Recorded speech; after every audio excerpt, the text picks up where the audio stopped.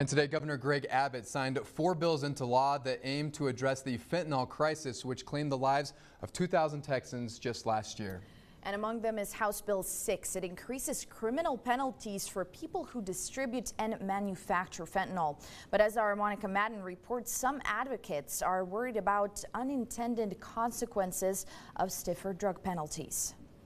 I'm going to share it with you guys. Reading an entry from her son Tucker's journal. I really want to be something great. Texas mom Stephanie Turner weeps, reading about Tucker's desire to beat drug addiction before relapsing. He later died after taking what he thought was a Xanax pill laced with fentanyl. It was so painful to lose a child.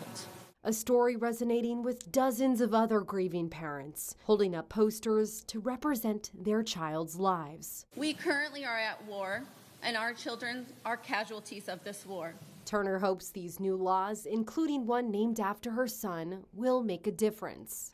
As glad I am that this is getting so much attention, I feel like a lot of it is very misguided. Recovery therapist Joseph Gorideau has concerns about the increased penalties. We've been in a drug war since the 80s, and we've seen the results, right? Drug use is at an all-time high. He worries the penalties might make people afraid to report overdoses and doesn't think it addresses the root problems of addiction. If we want to help folks who are struggling with addiction, then we can't keep making them criminals. Instead, Gorideau wants more treatment programs and harm reduction tools like fentanyl testing strips, which failed to pass this session. The governor believes tougher penalties will save lives. But I think this is the best pathway forward to achieve a goal.